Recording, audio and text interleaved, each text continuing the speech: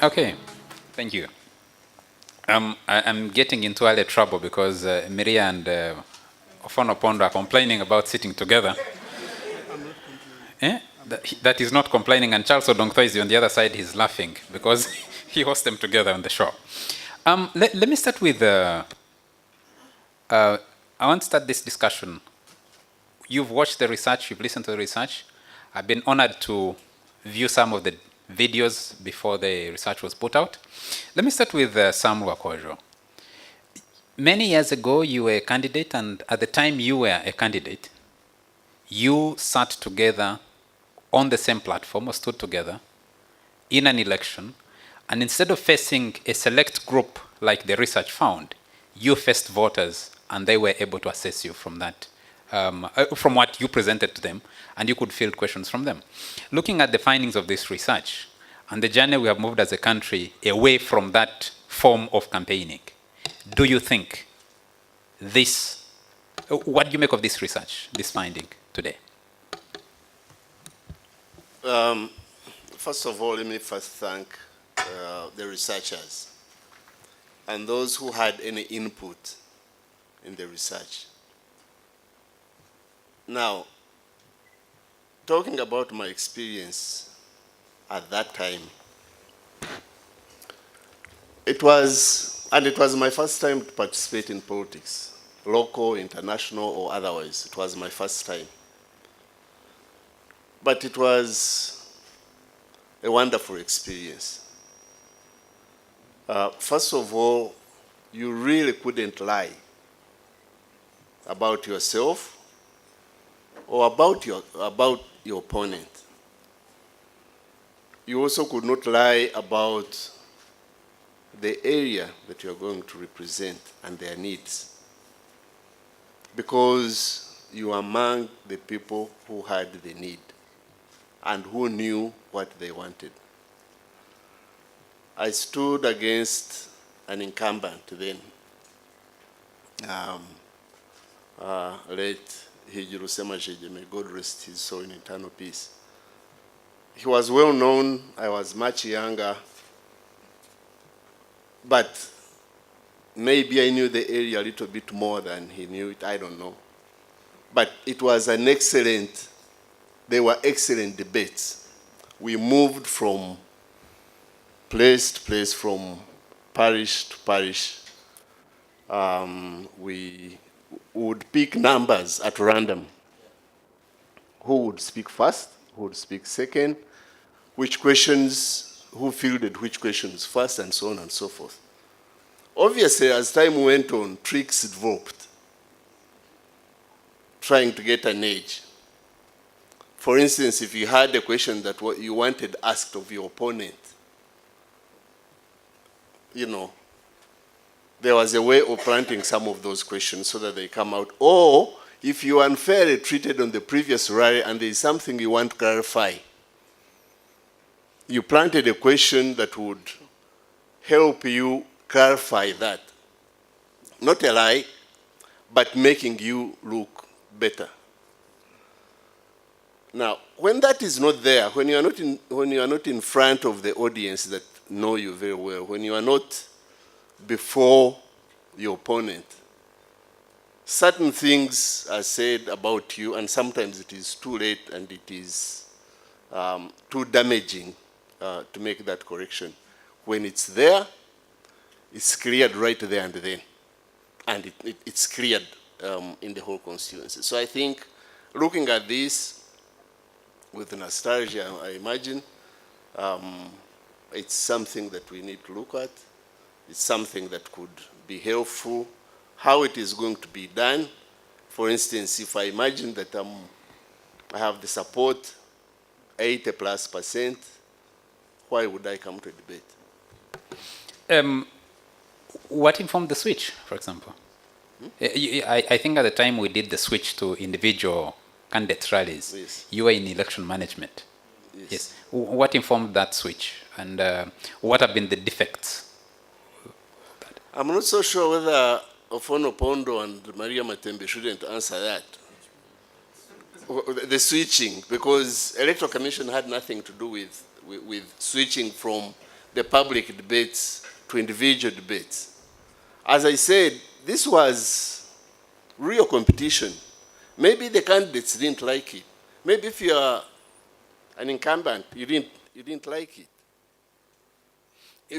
Just like you said, let's pass the question to Matembe, because she participated in that process that had candidates discussing together. And what you just said is a very interesting thing, because that's what happens.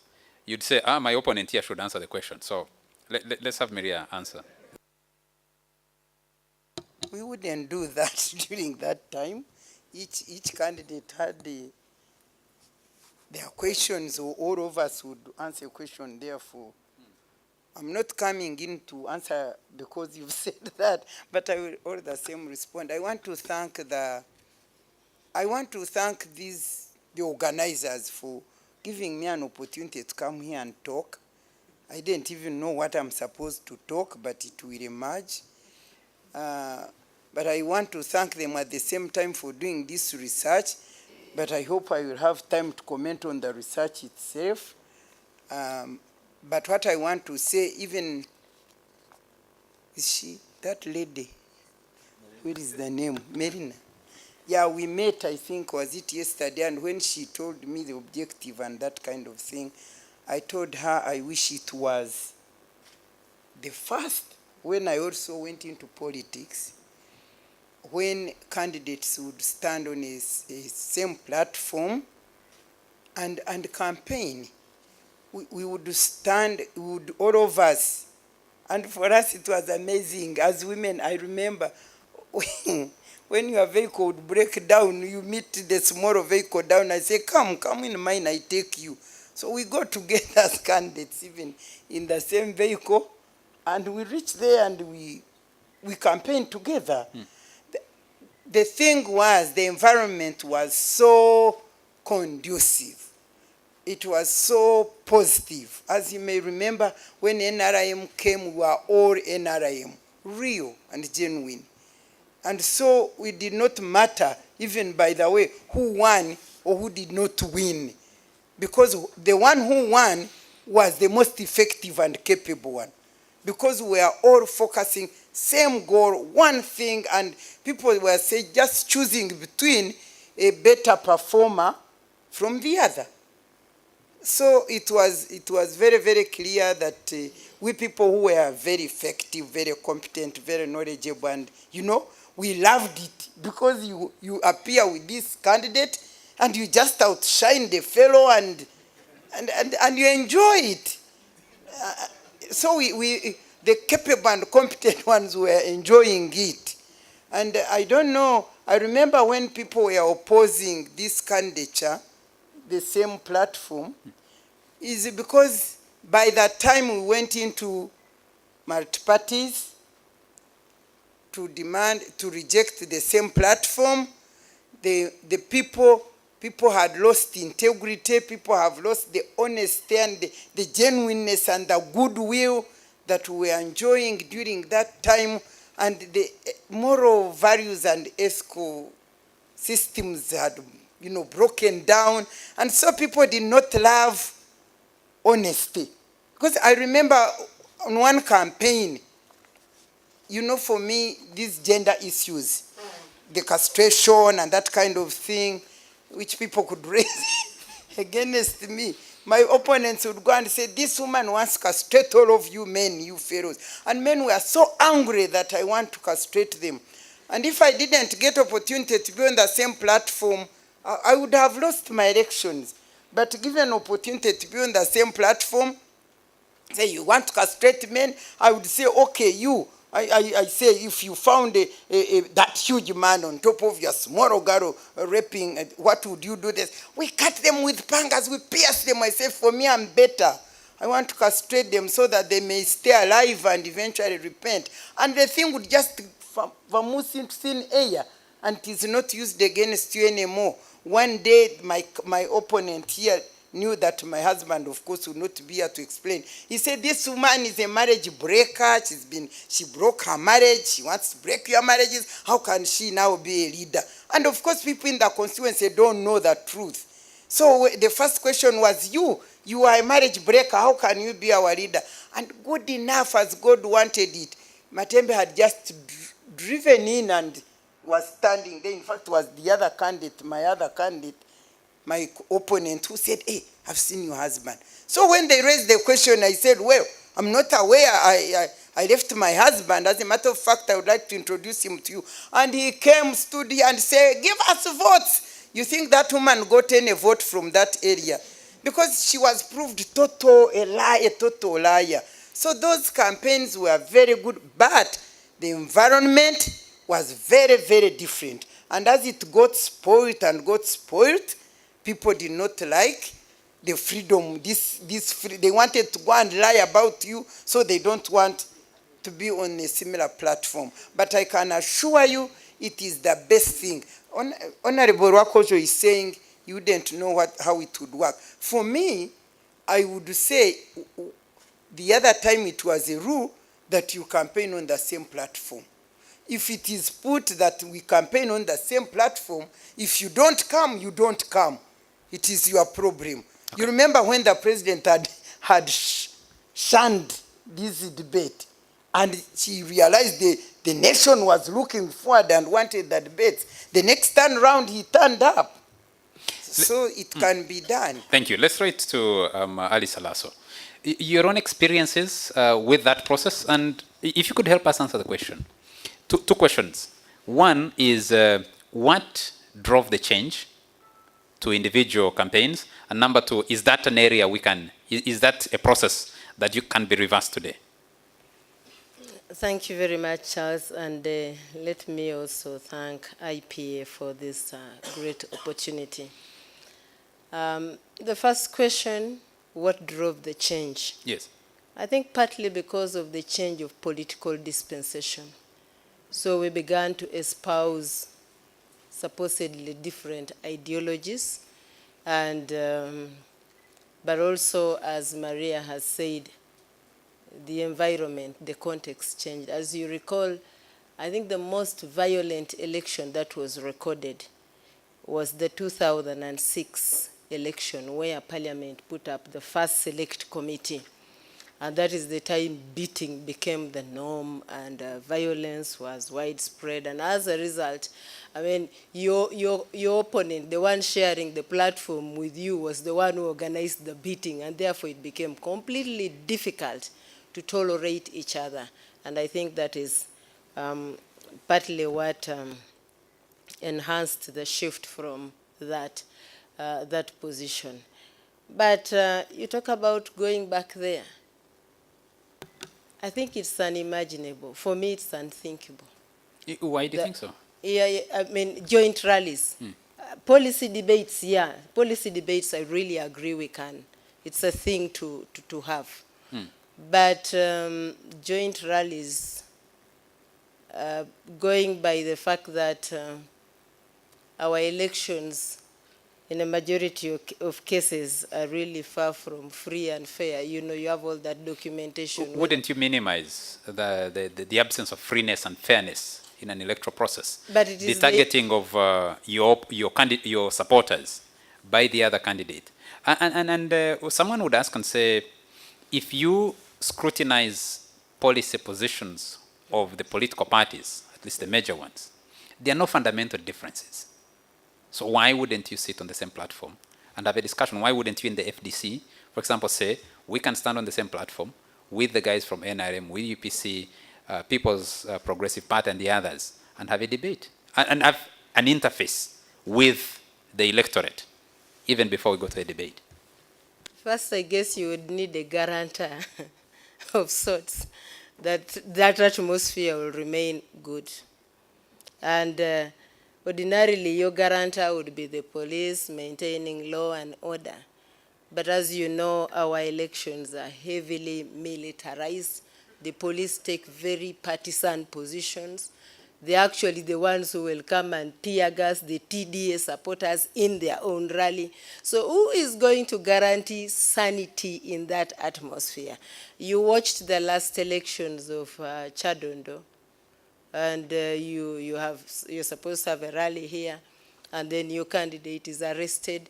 I guess there will be arrests of candidates so that the other one remains and becomes the sole person to address the rally. So where we are currently, there seems to be nobody, no institution that is committed to guaranteeing an atmosphere of free campaigning.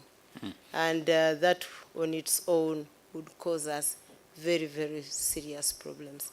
That's why for me, the policy debate is okay, because then you have some kind of neutral arbiter, neutral organizer with different rules, not the rules that would obtain in a rally. The EC, led by my brother Sam here, is very incapable of managing sanity in their own rallies, actually.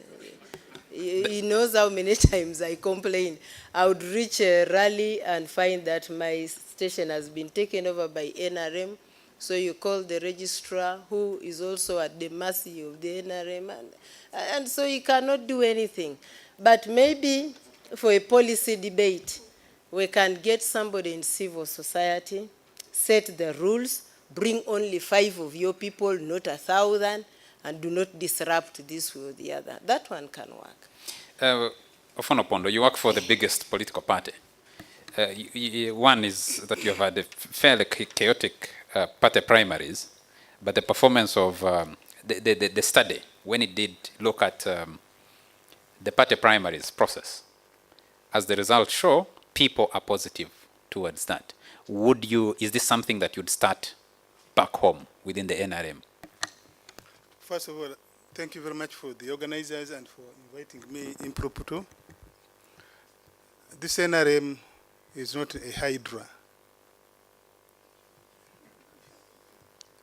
By the way, it is the NRM, under whose constitution today, the NRM party, that it is a requirement that candidates in the NRM primaries must address all their campaign rallies and meetings jointly.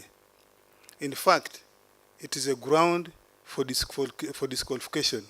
If you're a candidate in NRM and you don't accept to address joint campaign rallies, a certain minimum, it is a ground for disqualification. I think when we shifted to multi-party dispensation, we imbibed, unfortunately, halfway. We imbibed freedom literally. And then we imbibed that freedom to imply freedom to tell lies about others' policy positions, others' credibility, and so on and so on. And I think it has taken us our good selves. I think we can still go back. Like the way the NRM wrote in its constitution and its election regulations, that if you're a candidate, it is a requirement that you address joint rallies. I think if we go back to the electoral laws of the country, could be parliamentary, could be presidential, we can still have joint rallies. I don't agree with my sister Alice Alaso that at policy debate, if you are campaigning in a village, what is the policy debate? There is also a policy debate there. We can go as the candidate of NRM and her as the candidate of FDC, and we say we both agree on UP implementation. But where are we putting our focus? Are we putting focus on classroom construction, children welfare, teachers welfare? Where are we putting emphasis? I think we can have that policy debate even at that level, at the public rallies, and we'll have voters or residents asking questions that are pertinent. So I think with rules, we can. Secondly, when did we go back? As Rwakoojo and Honorable Miria Matembe said, yes, when we went for multi-party dispensation. Even in that multi-party dispensation, many of the violence that takes place is not because there's absence of rules. Honorable Serena, you say you find your ground occupied. Under the current law of parliamentary elections, it is a requirement that the 2 candidates or the 3 candidates in that area agree with the Electoral Commission on the schedule, who should be where at what time. It is simply the bad manners of you, the candidates, and your agents, who perpetuate unruly behavior. And I think if there was a law, if there was a requirement that is punitive, including disqualification of candidates, we could be able to bring order and have joint candidates meeting. I agree that that's the only place where people can assess the various candidates properly, like Honorable Miria Matembe has said, and you would not be able to tell a naked lie about a colleague when she or he is at the same platform with you. We are seeing this today in our own media houses. There are political actors in Uganda today who don't want to appear with their opponents in the same radio studio. If they know Kizza Besigye is in the studio, they will say, no, I will not go there. If they know Miria Matembe is in the studio, they will say, I will not go there. But I think we can write these in the rules, and if you don't want, there is a penalty for it. Many people who want to participate would eventually conform. Can I have the other panelists pick up on what he has just said? Two things. One is raising the policy discussion. Because if you have individual rallies, everybody goes and does their own spin. If you put them together, then you can have a focused discussion on policy issues. Why should that not be a place we want to go to? Why shouldn't joint rallies be the direction we take as a country? You remember what I told the audience, that by the time that change came, things had gone bad. I didn't say it clearly like Alaso said, but the ill manners, I mean, the bad, you know, I spent 17 years in Parliament, but the first time I saw this violence was in 2001 when Besigye contested with President Museveni, and then after that things became worse. And then we went to multi-parties, and for me, like I was telling you, we are going together with these opponents and that kind of thing. But what Alaso is saying now, she's more experienced than me, because since then I've not been contesting. But he will tell you how they waylay them out, how the police behaves towards opposition, how, I mean, there has been degeneration. There is no democracy. There is no common purpose. I told you we used to have a common purpose. We will not fight if the other one would win and that kind of thing. But these days it is like a matter of life and death. Winning elections is a matter of life and death, and that's the fears which Alaso is bringing in, that if we agree, for instance, that we go to the same campaign, how do you know that police will not connive with whatever the thugs and they beat me on the way? She suffered, that lady, last elections. I heard she suffered so much. So there is no trust, there is no honesty, there is no goodwill that would dictate the restoration of that kind of togetherness at a campaign rally, which actually for me would be the best thing. Because even on a campaign rally, it is a policy debate. I mean, what are we talking at a campaign rally? Me, I don't see the difference which you want to put between a policy debate and a campaign. Because when I'm campaigning, I'm telling them, me, when I reach Parliament, this is what I want to do for this constituency, and this is how I want to do it. So to me, those are also policy debate as to whether it can be restored. For me, if it was possible to restore it, I would like to see it. But the current politicians seem to think that, or say because of experience they've gone through, that it would be a nightmare for them. Sam, if you could allow me, I jump to Alice again. She has the most recent experience of a campaign. Now, if you look at what happened, you used the example of Chadondo East constituency the other day. If the candidates were coming to the same ground, Yes. Kasangati, where would be that opportunity for another group to occupy that space and to displace the one who had booked the venue earlier, if you're having joint rallies? You see, the other thing that happened in Chadondo that day, I also just followed, was the arrest of one candidate by the police, you know?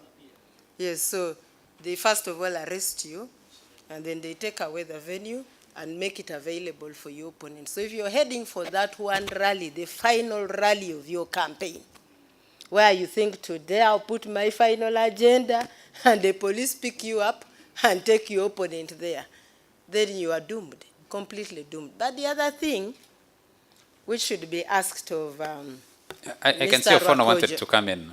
just yes. a moment, Charles. Yes. The other thing that should be asked of Mr. Rwakoojo is their capacity. In those rallies, you hire your public address system, you transport yourself, you do what, and then the practicality of it is that I, the one aspiring for member of parliament, carries along my councillors and all those in the lower levels. So that rally is organized for 10 or 15 of us from one political party. So practically speaking, how is he going to manage to have the rallies begin somehow, I don't know what part of the day, but by 6 o'clock maybe they should have ended. And we are 30 from the FDC aiming at that one rally to cut down on costs. And then they are 30 from the NRM. The thing is just not possible. Yes, Sam, if you could come in. You see, what are we really saying? Because I think the joint rally would actually be a cure of all this. They are ambushing you because you are alone. But if you are all expected to be at SAZA headquarters in Kasangati, you are all heading there, then the ambushing and the rest of it cannot take place. Let me remind everybody that the anesthesia that we are talking about, those rallies were manned and managed by Electoral Commission. And the returning officer had a lot of powers. He could stop you from talking, he could regulate the timing, he could get the questions, and so on and so forth. And it worked because it was the law, it was the procedure. And I do not see why that cannot take place now. Maybe you cannot have the chairman, LC5, councillors, MPs, and so on and so forth at the same time. But you could have members of parliament hold that kind of joint rally so that you explain yourself. Can you, as the Electoral Commission, manage? Because the previous rallies, you would put an official from the Electoral Commission, yeah, maybe a returning officer to attend. Yes. Logistically, would it be possible for you as the Electoral Commission? Well, see, again, that is another debate altogether. But let's see the principle. The principle is that debates should be held together. How often, where, those are details. But I think it is very important to have these candidates face the same audience, the same questions, and address the people. Okay. Face it, it is true that there are some members of parliament, with due respect, that cannot address a rally. But they are good at kakuyege, which is okay, I think, which is very good, which is maybe what their people want. But there are people who can address issues. And at that rally, there are no policy issues and other issues and whatever. It is a debate. If you have not brought out policy issues, a question should force you to address that issue. So I don't see any problem with that. There are logistical issues, yes. There are security concerns, yes. But all those can be addressed if that is what is supposed to happen. Okay. Let's have Ofwono come in. Well, I don't think there should be a fear. The answer should be in the conscientization of the voters, the attendees of these rallies, conscientization. For instance, if on the last day, Ofwono and Alaso are supposed to appear on the same rally, and the police is partisan, is on the side of Ofwono, and they arrest Alice Alaso, that should be enough ground for those voters to go and vote for Alaso, because Alaso would have been mistreated by a state organ or by NRM activists. If, for example, on that last rally, NRM hooligans come and pull away, disconnect the public address system so that Alice Alaso doesn't speak, That should be enough ground if the voters were conscientized to know that this was sabotage, malicious, and therefore they should vote for the person who was sabotaged, who was treated unfairly. That should be a ground. Secondly, this idea of NRM, it is not one way. You remember in those past elections, we have had cases where presidential candidates of the FDC, or presidential candidate of the FDC, for instance, said Museveni had sold Lake Victoria, had sold Lake Choga. I'm sure if Museveni and Besigye were campaigning in a Morata together, Besigye wouldn't have perhaps said so, or if he had said it, Museveni would have responded there. But today we may not talk just about rallies. Today we campaign through mass media. What prevents us writing in the regulations that presidential candidates shall have a minimum of 5 or 10 joint radio addresses to the population? Because that's also a joint debate. That's a joint campaign rally, a joint campaign. In the developed countries, I don't think many of them hold physical rallies. They talk through the mass media. So I think we can still make these. The final point I want to make really is it boils down to the bad manners of we, the principal political actors. Much of this violence, much of the bribery is not by voters instigating it. It is usually we, the candidates, and our top agents who fund this in order to undermine the other, because we would have failed to debate the real policy issues. And so I think if there is a punitive clause in the electoral laws and regulations, candidates and the agents would be forced to conform. Currently, in our electoral laws, there's a requirement. For example, I've been an agent of Mr. Yoweri Museveni since 1996, 2001, 2006, 2011, 2016, where presidential candidates have joint committee meetings under the Electoral Commission, where issues are raised. I remember when we went for the elections of 2001, one of the agents of Mr. Kizza Besigye stormed out of the meeting. He's now a judge of the Court of Appeal. That agent of Mr. Besigye in 2001, he stormed out. When we went back for the second meeting, the chairman of our joint meeting was Archbishop Jonas, the one of Orthodox Church, and said, if any candidate's agent walks out, we shall write to the Electoral Commission to call this candidate to order. We never saw a walkout by the agents again. We resolved much of the administrative issues in those meetings. So I think we can cascade this. What about this, Alaso, you're talking about you, the top candidates at parliamentary level who carry many other lower candidates. How about LC1? Who is the chair, who is the candidate of FDC and NRM carrying at their village rallies? We can set at the village elections, for example, where there's only one candidate, and we make it in the law. We say LC1 elections, all candidates of political parties and independents will have a minimum number of campaign meetings together, so that the voters assess them at the same platform. Like it happens in the NRM now. In the NRM right now, there is a minimum. I think the regulations say 5 meetings for the parliamentary candidates, 5 campaign rallies which you must hold together. Honorable Matembe, Ofwono asked a question. It's a matter of putting it in the law and saying candidates must appear for a minimum number of rallies together, address the issues together. Why is that difficult to do?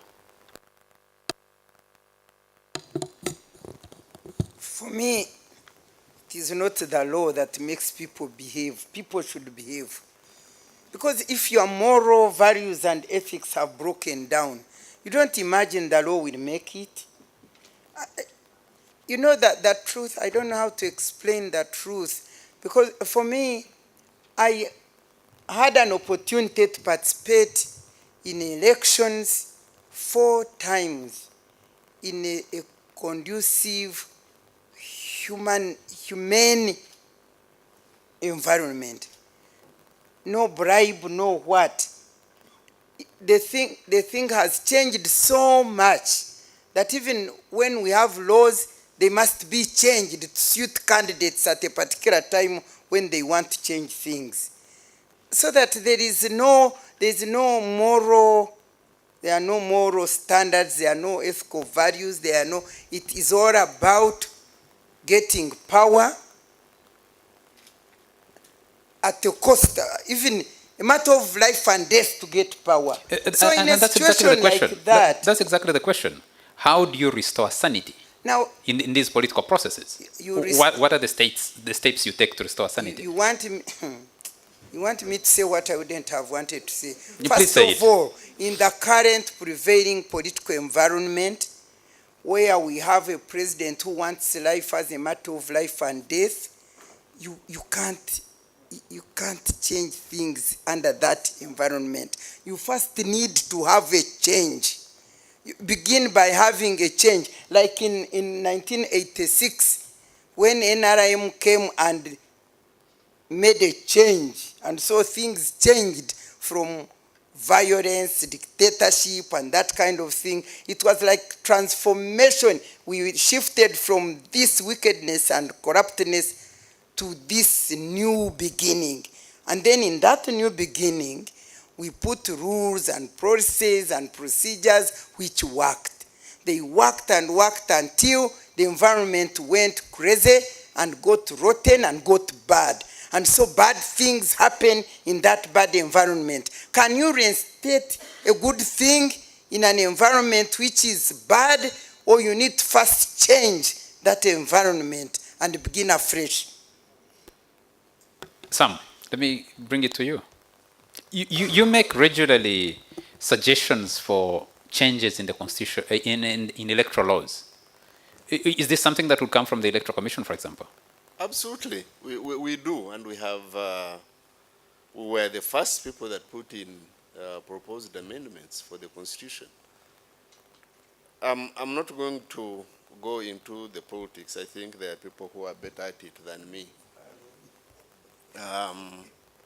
But my belief is that if we think that something was good,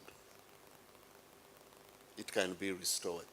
Because a lot of amendments in the law, a lot of changes have come. You have already said that at one point the incumbent didn't want to participate. He later on participated. I think if that is what Ugandans want, the candidates have no choice but to conform. Thank you. Alice, let me come to you before I go to the audience. One other suggestion, which actually suggested, is that you have these joint debates organized by someone else, monitored by someone else, rules set by someone else. We've wobbled a little bit, but the participation of all the candidates in the last presidential debate helped to say, this is the direction in which you can take. Do you think, what would it take to get that as a norm, as a practice in this country?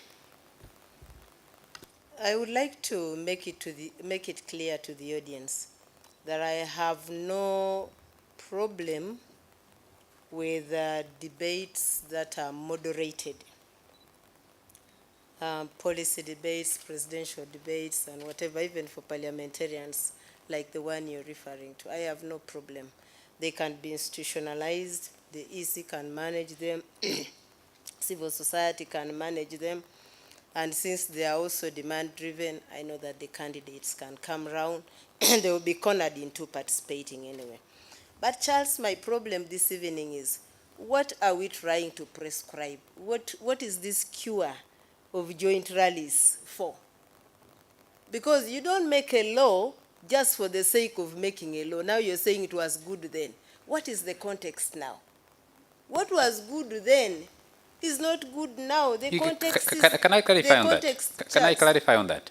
Research was done, videos were screened to people, and the people reacted and responded to them. So the responses of those people is what we're trying to put to test and scale upwards and say, if a sample of 8,000 was used for this research, if it was scaled up to the whole country, what would it mean? Charles, what I heard during the dissemination of findings is not joint rallies. A rally is totally different. What I heard from dissemination is a debate. Actually, the debates that did not even bring the candidates together. This is totally different. You bring me and him and him and him in a rally in that atmosphere. you will have something, your findings will be totally different from what you found. So if we are here to talk about policy debates in a regulated atmosphere like this one, let's go for it. If we are here to try to extrapolate that and think it will work in a rally, you need to do fresh research. But I also want to tell us that it's kind of not well connected. If we are going to think that a policy debate per se, discussing policy agenda, articulating what we believe in as political parties, in a rally or in a controlled setting, is the most important thing. The EC should tell us why they have not, up to now, taken seriously their core mandate of civic education. A 2-minute thing of you going to tell people, vote for your MP, she will go and legislate in parliament. Even the word legislation alone, and packing it for my rural voters requires more than 5 minutes, not the 2 minutes that you gave them. And as long as the people do not have a clear understanding of what the role of their elected leader is, which responsibility the EC has either deliberately refused to execute or failed for lack of resources, I do not know. As long as that gap continues to be there, let me tell you, Ugandans vote for every other reason apart from the policy agenda. Do not be duped. If it was about policy agenda and articulating matters, that scorecard which was presented here would have brought so many of us back to that parliament. Because, I mean, you know, at least you know in this house that we are good debaters, good legislators, you know. Yes, you know. But we are not in that house because people were beaten, people were bribed, people were caned, or also the voters wanted people who would go and bury the dead, do the weddings and stuff like that. So let's not pretend to prescribe medication, prescribe a solution for also a totally different thing which we are not discussing. Thank you. Good. I think it's a good time to open it up to the audience to share your views and opinions, ask direct questions, and respond to some of these questions I was putting. Okay, you can, please. I think it should be understood, and the law should be understood between voter education. Could you speak into your microphone, please? And civic education. Because the law is very clear. The Uganda Human Rights Commission is given the mandate to do civic education. It's very clear. We are supposed to do vote education. And I'm not saying that we do an excellent work. We don't. We also have our shortfalls. But the role of civic education, yes, the law and the constitution puts it right at the doorsteps of Uganda Human Rights Commission. But it also does not excuse any of the politicians, any of the organizations, or any of us for that matter. Thank you very much.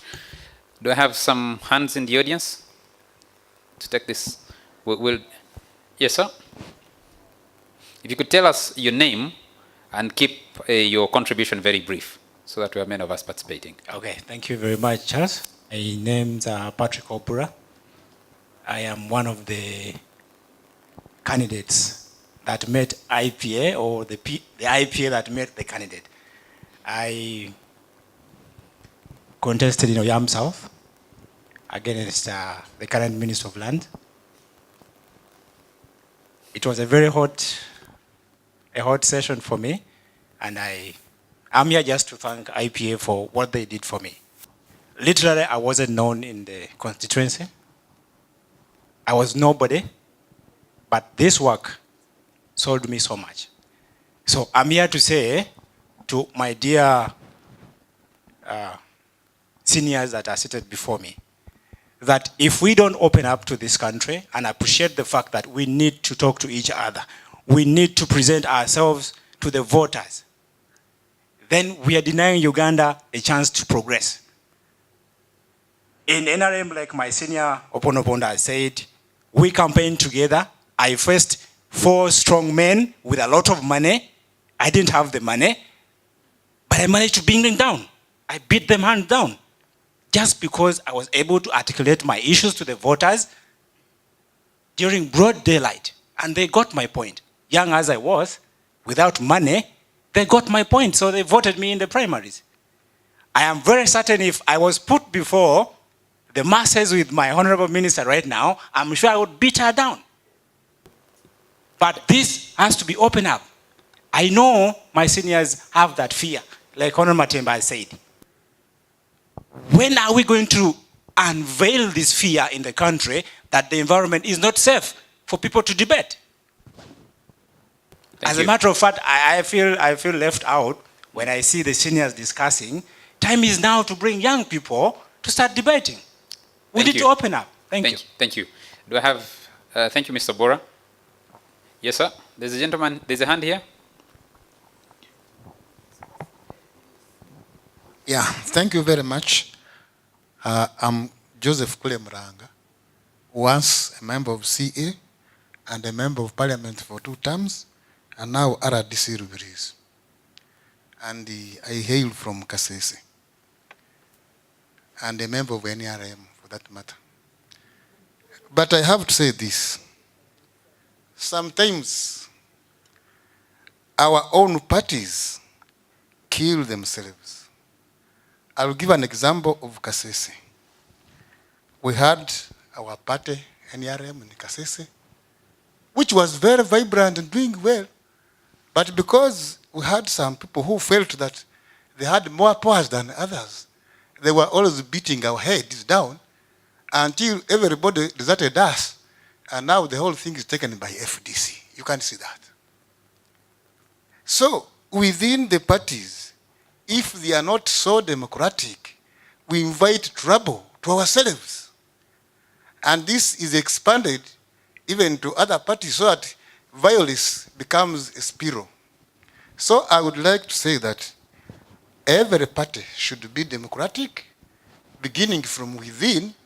Then when we stand as parties, we also become tolerant and democratic. Then the country will be okay. But if we are to remain the way Kasese has been in the NRM, and you have seen the violence which has erupted. Can I put this question to you, Honorable Kule Muranga? Yes. How do you bring the candidates within the party itself, the NRM, for example, physically together on the same platform to debate? Yes, you can bring them to the debate. But there are some people, if a chairman of NRM, for example, wants certain candidates, he will make sure other candidates don't participate and don't appear. And the people will get annoyed, even a vote for the opposition. That's what happened in Kasese. Thank you. Thank you. Thank you very much. Yes, there's another hand. Okay. Okay, thank you so much. My name is Akelo Beatrice Akori. I also want to bring out some point. We've been following these elections very well. If we want to guide and direct our country in the right path, we need not to use a lot of propaganda. Why other people are fearing coming together on the platform to debate or for a campaign rallies together?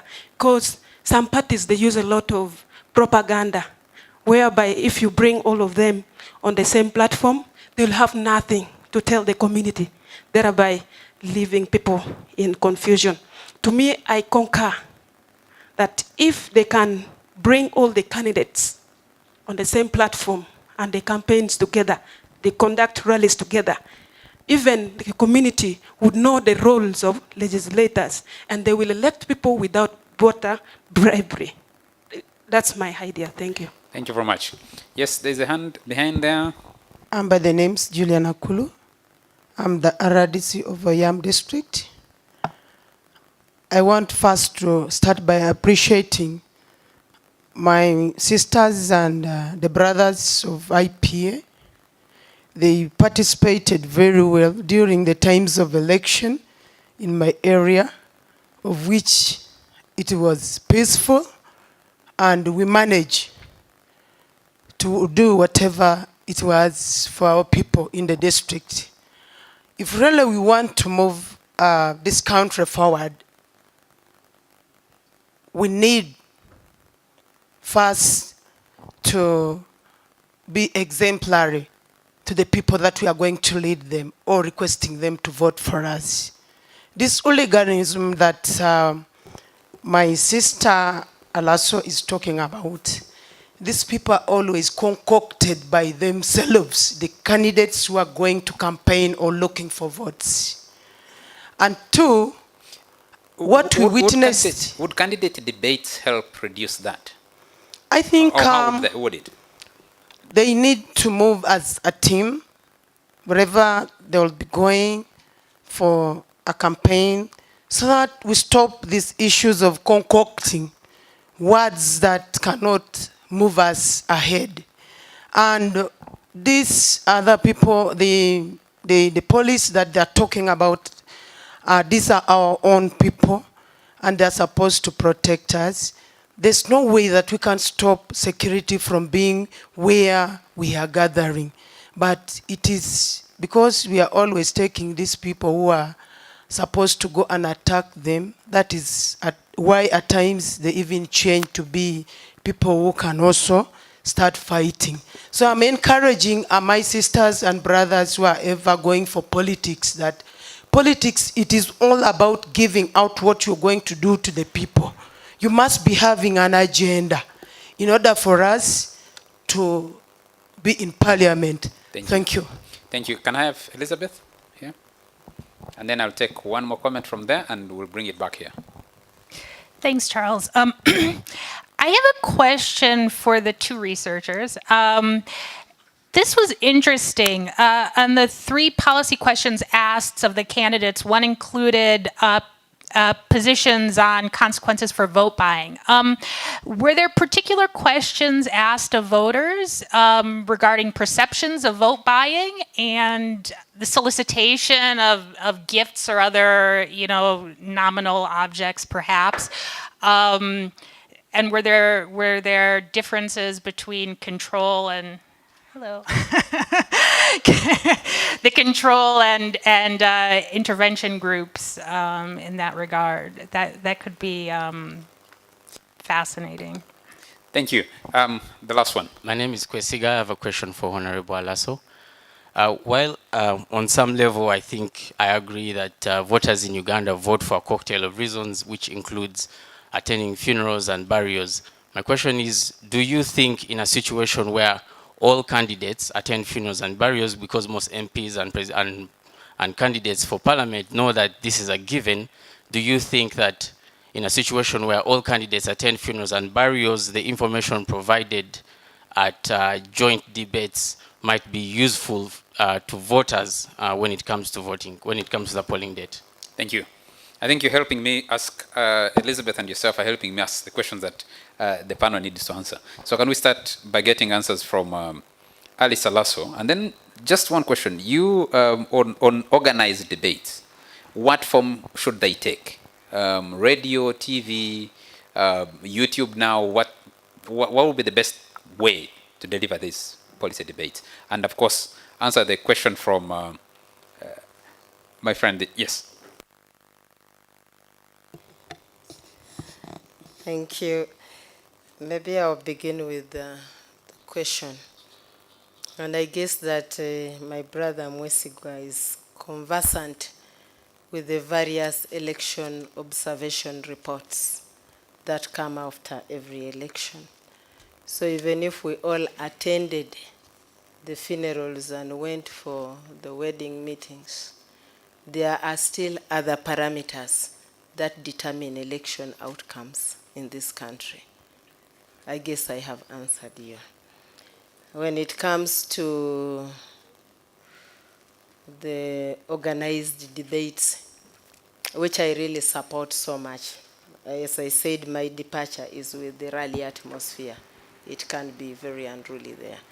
I would prefer that, because we are thinking of getting to the lower levels, the best outreach would be radio kind of settings. And that's more controlled, and very many FMs out there would deliver the information. Charles, I want to add 2 things that I think are also very important. this discussion we are having, while it's extremely important, it's a small segment, and it's something that we need to first enhance with what Ugandans have been asking. Do you know that majority of the people in this room, civil society, ordinary voters, etc., and myself, have been asking for proper electoral reforms?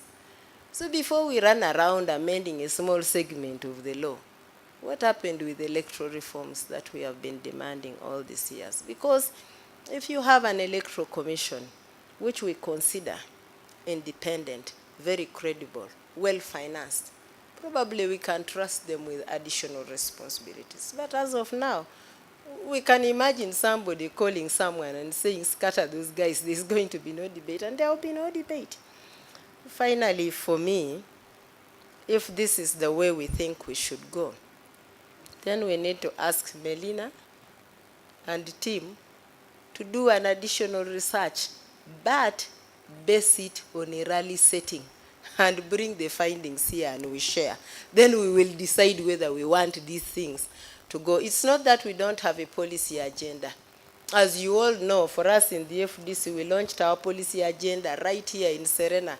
And that was the final day I nailed my brother Morrison, because he used to always say we had no policy agenda. So when we launched that one, I finally managed to keep him quiet, proper, up to today, he no longer says He hasn't spoken again. Yes, thank you. So that is okay. We have a policy agenda, and we will be ready to debate it anywhere. Thank you. Thank you. 30 seconds for each one of you, and then we'll get out of here. And the question I want to put, you support these policy debates. What form should they take? What medium should deliver them? First of all, who are you talking to? You are talking to the voters, and the majority of them are in the village. And research shows that radio has a wider reach than the television and all that. But if you are looking for drama and some good commercials, television.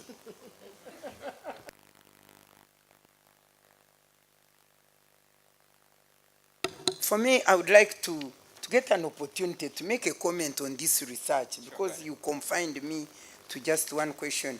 And yet I looked at this research, it had objectives. And in fact, finally, as we look together, I think the objective, although Mwanga said that it increases knowledge, I even wonder what sort of knowledge it was increasing beyond the rallies which people participate in and give their position statements. But what was very interesting to me out of this research is that voters oppose the districts creation, and yet the leaders want them. And when it came to NRM leaders wanted them. What does this mean? And the issue of health, if you remember those statistics. To me, I came to this conclusion, which I have already said, that we have leaders who are self-centered and power-oriented, rather than being, human-centered and service-oriented. Because you can see, the people say they don't want increase of these districts. Because these districts, when you increase them, they are even unviable. They take so much on administrative costs. And so the leaders want them, because when you increase them, they get positions. For them, they benefit from this kind of increment. And of course, as to the NRM, they get more members in parliament, they get more women in parliament. And so for them, it is all about that, rather than about services to the people. And then when you go, if I provoke you, you can talk. And then when, when we go to the issue, look at health. The leaders were not so much bothered about health, because for them, when they fall sick, they have hospitals to go to. Some of them are flown abroad. Others have money. They have insurance. But the rural people, those voters there, they are suffering with health. They can't be treated. So when you go there, what is their priority to them? It is health. So I'm glad this kind of thing came out.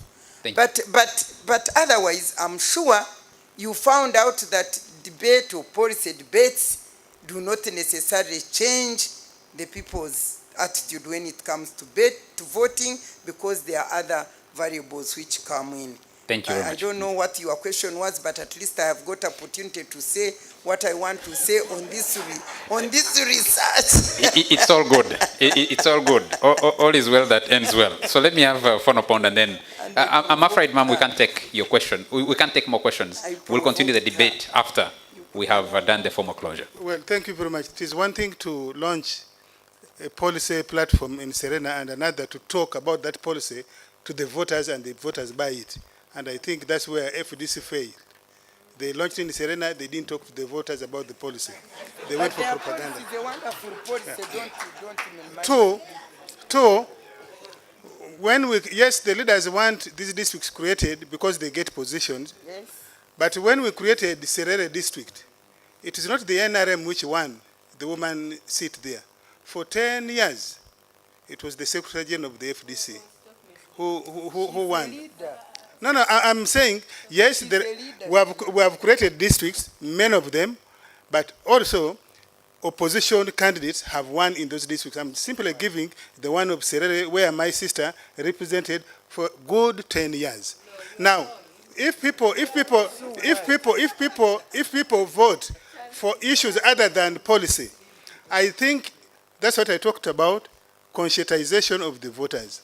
It should be the parties, the candidates, to redirect the people so that they vote 60% on policy and perhaps 40% on barriers and attending functions.